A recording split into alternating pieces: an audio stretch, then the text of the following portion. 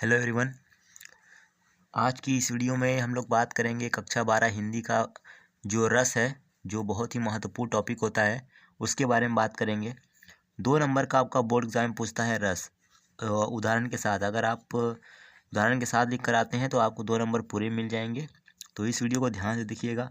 पहला हम लोग रस के बारे में बात करते हैं, श्रृंगार रस। पहला हमारा रस क्या है? श्रृंगार रस। श्रृंगार रस की परिभाषा क्या होती है कि जहाँ अनुभाव विभाव एवं संचारी भाव मिलकर रति नामक स्थायी भाव की पुष्टि करते हैं। क्या करते हैं? रति नामक स्थायी भाव की पुष्टि करते हैं, उन्हें श्रृंगार रस कहते हैं। श्रृंगार रस की परिभाषा क्या है? जहाँ अनुभाव विभाव एवं संचारी भाव मिलकर रति नामक स्थायी भाव की पुष्टि करते हैं, उन्हें श्रृंगार रस कहते हैं। ठीक है। श्रृंगार रस 2 प्रकार के होते हैं। श्रृंगार रस कितने प्रकार के होते हैं? श्रृंगार रस जो होते हैं वो 2 प्रकार के होते हैं। श्रृंगार रस 2 प्रकार के होते हैं। पहला होता है संयोग श्रृंगार और दूसरा होता है वियोग श्रृंगार। ठीक है। श्रृंगार रस जो होते हैं वो 2 प्रकार के होते हैं।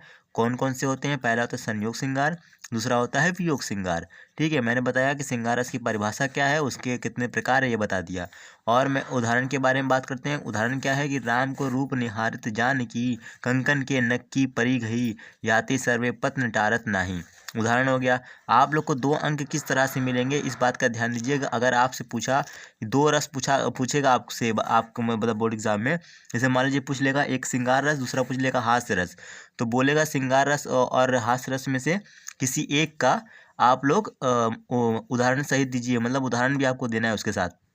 जैसे कि आप लिख देंगे श्रृंगार रस, आपने लिखा, उसकी परिभाषा आपने लिखी, उसके साथ आपको उदाहरण भी लिखना होगा। अगर उदाहरण के साथ आप लिखते हैं तो आपको 2 अंक पूरे मिल जाते हैं। ठीक है। बहुत ही सिंपल तरीके से आसान परिभाषा है। अगला जो है रस है वो है हास्य रस। अगला है हास्य रस। ठीक है। हास्य का मतलब होता है हंसी। ठीक है, आनंद। तो जहाँ अनुभाव विभाव एवं संचारी भाव मिलकर हास्य नामक स्थायी भाव की पुष्टि करते हैं, उन्हें हास्य रस कहते हैं।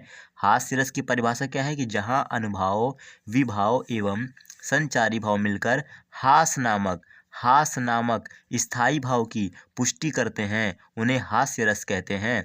उदाहरण क्या है इसका?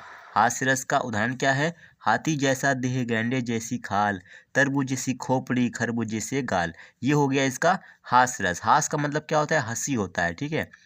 तो हास रस की परिभाषा हो गई, जहाँ अनुभाव विभाव एवं संचारी भाव मिलकर हास नामक स्थायी भाव की पुष्टि करते हैं, उन्हें हास्य रस कहते हैं। अब हम लोग बढ़ते हैं अपने अगले रस के बारे में। अगला रस क्या है वो देखते हैं। तो हमारा अगला रस है करुण रस। क्या है? करुण रस। तो उसकी परिभाषा क्या है कि जहाँ अनुभाव विभाव एवं संचारी भाव मिलकर, ठीक है, जहाँ अनुभाव विभाव एवं संचारी भाव मिलकर शोक नामक स्थायी भाव की पुष्टि करते हैं, उन्हें करुण रस कहते हैं।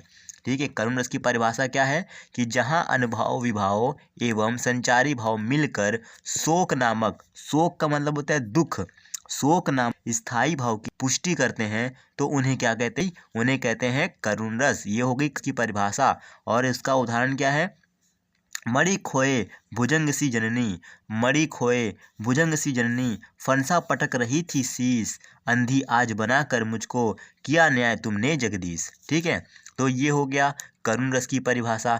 आगे बढ़ते हैं हम लोग अपना वीर रस के बारे में कि वीर रस क्या है हमारा।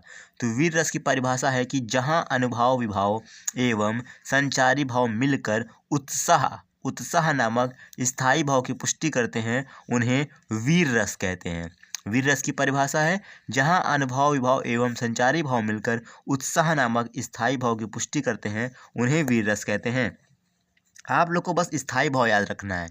आप लोग को क्या करना है? स्थायी भाव आपको याद रखना है। बाकी सारी परिभाषा, सारा लिखने का तरीका वही सही सेम रहेगा। जहाँ अनुभाव विभाव एवं संचारी भाव मिलकर उत्साह नामक स्थायी भाव की पुष्टि करते हैं, उन्हें वीर रस कहते हैं। और इसका उदाहरण क्या है कि साजी चतुरंग सैन अंग से उमंगधारी, सरजा शिवाजी जंग जीतन चनत है, भूषण भरत नाद गबस के रलत हैं। ठीक है। ये हो गया इसका उदाहरण। अगला रस क्या है उसके बारे में हम लोग चर्चा करते हैं। देख लेते हैं क्या है अगला रस। तो अगला रस हमारा है शांत रस। क्या है? शांत रस। तो शांत रस की परिभाषा है कि जहाँ अनुभाव विभाव एवं संचारी भाव मिलकर निर्वेद नामक स्थायी भाव की पुष्टि करते हैं, उन्हें क्या कहते हैं? शांत रस कहते हैं। शांत रस की परिभाषा, जहाँ अनुभाव विभाव एवं संचारी भाव मिलकर निर्वेद नामक स्थायी भाव की पुष्टि करते हैं, उन्हें शांत रस कहते हैं। अब इसका उदाहरण क्या है वो जान लेते हैं। तो शांत रस का जो उदाहरण है वो है कि माटी कहे कुम्हार से तू क्या रौंदे मोए। माटी कहे कुम्हार से तू क्या रौंदे मोए, एक दिन ऐसा आएगा मैं रो दूंगी तोए।